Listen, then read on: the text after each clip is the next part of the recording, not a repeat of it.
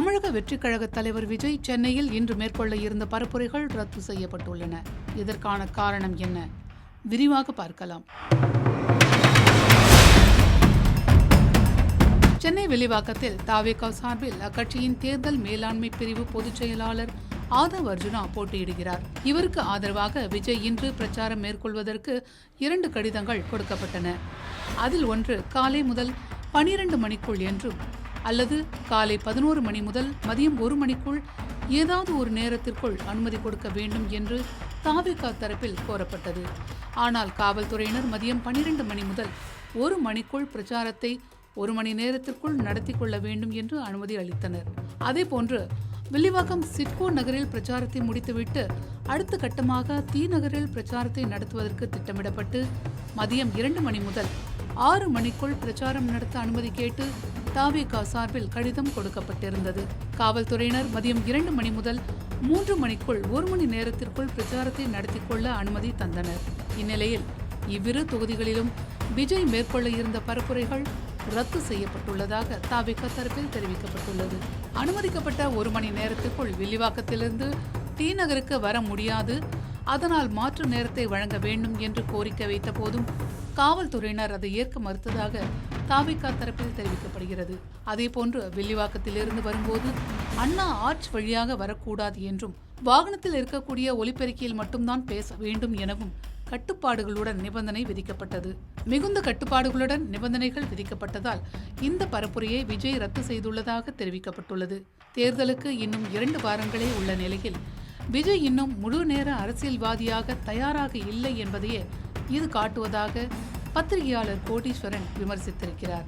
இந்நிலையில் நாளை செவ்வாய்க்கிழமை காலை 11 மணி முதல் மாலை 5 மணி வரை சைதாப்பேட்டை சட்டமன்ற தொகுதிக்குட்பட்ட அரங்கநாதன் சப்வே அருகில் சைதாப்பேட்டையில் தமிழக வெற்றிக் கழக வேட்பாளர் அருள் பிரகாசத்தை ஆதரித்து தமிழக வெற்றிக் கழக தலைவர் விஜய் பிரச்சாரம் செய்ய அக்கட்சி சார்பில் தேர்தல் நடத்தும் அலுவலருக்கு அனுமதி கோரி கடிதம் அனுப்பப்பட்டுள்ளது. சார் வணக்கம். விஜய் பரப்புரை இன்று ரத்து செஞ்சிருக்காரு. குறிப்பிட்ட நேரத்துக்கு அனுமதி கொடுக்கல அப்படின்றது ஒண்ணு, குறிப்பிட்ட நேரத்துக்குள்ள பரப்புரையை முடிக்க முடியாது அப்படின்னு சொல்லியிருக்காங்க. தேர்தல் நெருங்குது, 10 நாள் கூட இல்ல. கடைசி நேரத்துல பரப்புரை ரத்து பண்றது தேர்தல் எதிரொலிக்காதா? அவர் எதனால இப்படி நடந்துக்கிறாங்க? நேயர்களுக்கு அன்பு வணக்கம். அவர் எதனால இப்படி நடந்துக்கிறாருன்னா, அவர் ஒரு ஃபுல் டைம் அரசியல்வாதியா மாறவில்லை என்பது என் போன்றவர்களோட குற்றச்சாட்டு முதல்ல இருந்தே. அதாவது அப்ப கூட நிறைய பேர் சொன்னாங்க, இல்ல என்னங்க நீங்க ஒரு பத்திரிகையாளர் எப்ப பார்த்தாலும் அவர் மீது அபாண்டமாக ஒரு குற்றச்சாட்டு வைக்கிறீங்க அப்படின்னு. நான் சொன்னேன், அதாவது இது ஊழல் குற்றச்சாட்டோ இல்ல விஜய் ஒரு தவறான அரசியல் நபர், ஒரு மோசமான அரசியல்வாதியா வருவார் அப்படின்றது கிடையாது. விஜயோட அணுகுமுறையில தான் பிரச்சனை அப்படின்றத நம்ம பதிவு பண்ணிட்டு இருக்கோம். உதாரணத்துக்கு இப்ப வேட்பாளர் ஒவ்வொரும் விஜய் வரமாட்டாரா, விஜயோட முகத்தை நம்ம தொகுதியில காட்டினா நமக்கு வாக்குகள் கிடைக்கும், விஜயை நான் நம்பிதானே நம்ம போறோம் அப்படின்றதான் அவங்களோட எதிர்பார்ப்பு இருக்கும். மற்றவங்களை விட்டுருங்க, அதாவது கட்சிக்காரங்க, அரசியல்வாதிகள், அவங்க எல்லாருமே பாத்தீங்கன்னா இந்த நேரத்துல வேட்பாளர் வெற்றி பெறணும் அப்படின்றது ஒவ்வொரு கட்சி தலைமையும் ரொம்ப கூர்மையா வேலை செய்யறாங்க. அப்படி இருக்கும்போது இவர் தன்னோட சொந்த தொண்டர்களுக்கு போய் பிரச்சாரம் பண்ண மாட்டேன், நான் ரத்து பண்றேன் அப்படின்றது ஒரு நல்ல அரசியல் நிலைப்பாடாக தெரியவில்லை. இது ஆல்ரெடி விஜய் அவர்களுக்கு பர்செப்ஷன் டிப் ஆயிட்டு இருக்கு. அதாவது அவருக்கு முன்னாடி இருந்த ஒரு பேசுபொருளோ வாக்கு சதவீதமோ இல்ல, குறையுது. அதை அவர் கொஞ்சம் அதை கருத்துல கொண்டு அட்லீஸ்ட் இந்த ஒரு 15 நாள் அவர் இன்னும் 15 நாள் தான் இருக்கு, 2 வாரம் தான் சுருக்கமா சொல்லலாம். 2 வாரத்துலயாச்சும் அவர் எங்கெங்க எவ்வளவு பர்மிஷன் கிடைக்குதோ அங்கெல்லாம் போய் அவர் தாவேகா நிர்வாகிகளுக்கு வேட்பாளருக்காக அவர் வாக்கு சேகரிக்கணும். அப்படி அவர் செய்ய தவறாரு அப்படின்னா அவங்களோட வேட்பாளர்களோட வெற்றி வாய்ப்பு மிகவும் பாதிக்கப்படும். கணிசமான வாக்குகள் வாங்குறது குறைந்து விடும். சார் மீண்டும் நெருக்கடி கொடுக்கறாங்கன்னு சொல்லிக்கிட்டு இருக்காங்க. மாற்று கட்சிகளுக்கெல்லாம் அனுமதி கிடைக்குது, அவங்க எல்லாம் போய் பரப்புரை பண்றாங்க, பிரச்சாரம் பண்றாங்க.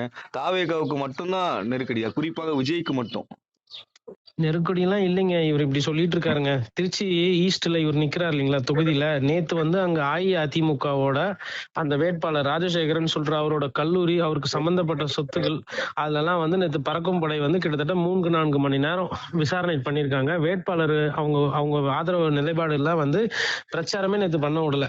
கிடுக்கு புலி கேட்டு இது என்ன ஆச்சு அது என்ன ஆச்சு அப்படின்னு அவங்க சொல்லியிருக்கிறாங்க.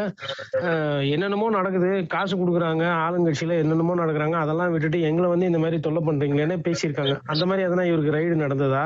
இல்ல எதுனா எலெக்ஷன் கமிஷன்ல இருந்து யாருன்னா வந்துட்டு ஒரு வீடு விசை யாருன்னா வந்து இது பண்ணாங்களா? மற்றவங்களுக்கு எல்லாம் என்ன நடக்குதுன்னே தெரியல. ஒரு சில வேட்பாளர்கள் ஊருக்கு போனா ஊருக்குள்ளேயே விட மாட்டேன்றாங்க. அது வந்து நிறைய திராவிட கட்சிகளுக்கு அது ஒரு இப்ப பிரச்சனையா இருக்கு. அது மாதிரி வேட்பாளர்கள் ஆகட்டும், கட்சி தலைவர்கள் ஆகட்டும், வேற சில பிரச்சனைகள் எல்லாம் சந்திச்சுட்டு இருக்காங்க. எல்லாருக்குமே வந்து இந்த வெயில் அதிகமாக ஆக எனக்கு நல்லா பர்சனலா தெரியும், நிறைய அரசியல் தலைவர்களுக்கு ஆளுமைகளுக்கு உடம்பு சரியில்லாம போகுது. அதெல்லாம் அவங்க மாத்திரையை போட்டு மருந்து சாப்பிட்டுக்கிட்டு உடம்ப ரெடி பண்ணிக்கிட்டு இந்த 15 நாள் உழைச்சாகணும்னு சுத்திக்கிட்டு இருக்காங்க, இவரை விட வயசு கூட இருக்கிறவங்க. ஆனா இவர் என்னன்னா எல்லாம் சுகரு, பிளட் மாத்திரை, பிபி எல்லா செக்கிங்கும் பண்ணிட்டு போயிட்டு இருக்கிறாங்க. லிவர் டெஸ்ட் அது இதெல்லாம் வந்து நாட்டுல நிறைய முக்கிய அரசியல்வாதிகள் இருந்து மாவட்ட செயலாளர்கள் வந்து முன்னாள் அமைச்சர்கள், இன்னாள் அமைச்சர்கள், இது மாதிரி ஒரு பெரும்பான்மையினர். ஆனா எல்லாருக்குமே வந்து வயது வந்து 60-65 வயதுக்கு மேல இருக்கிறவங்க எல்லாம் உடம்ப வந்து பாதுகாத்து இந்த தேர்தல் நேரத்தில் தன்னோட உடம்ப வந்து வறுத்து வெயில்ல காஞ்சி நொந்து நூடுல்ஸ் ஆகி பிரச்சாரம் பண்ணிட்டு இருக்காங்க. சார் என்னடானா, நான் 4 தொகுதிக்கு கேட்டேன், 2 தொகுதி தான் குத்தாங்க, 2 தொகுதி கொடுக்கல, அதனால நான் வந்து கேரவானுக்கே திருப்பி போறேன்னு போயிட்டாரு. இதுதான் அந்த உழைப்பவருக்கும் உழைப்பாவதற்கும். இவர் வந்து மக்கள் படத்தை சுரண்டதுக்கு தான் இவர் அரசியலுக்கு வர்றாரு. நான் அந்த குற்றச்சாட்டு எல்லாம் வைக்கல. ஆனா ஒரு தேர்தல் நேரத்துல தன்னோட சொந்த கட்சிக்காரங்க, தன்னோட சொந்த வேட்பாளர்களுக்கு கூட ஓட்டு கேட்க வராதவர் நாளைக்கு ஊர் மக்கள் பிரச்சனைக்கு இவர் வருவாரானா என்ன கேட்டா அது மிகப்பெரிய சந்தேகம். இல்ல நான் இப்படியே வச்சுக்கிறேனே, வரவே மாட்டாருன்னே நான் முடிவு பண்ணிடுறேன். 214 தொகுதியில வேட்பாளர் அறிவிச்சுட்டு நான் போய் பிரச்சாரம் பண்ண மாட்டேன்னா அது என்னங்க யுக்தி? அது சரி 2 தொகுதியில கொடுத்தாங்கல்ல, அந்த 2 தொகுதி போய் மனசார பிரச்சாரம் பண்ணலாம்ல. ஒரு நாளைக்கு 2 தொகுதி பிரச்சாரம் பண்ண கூட கசக்குதா? என்ன அரசியல்வாதின்னு தெரியல அவரு. விரிவான பார்வையை முன் வச்சீங்க. நன்றி. தேங்க்யூ.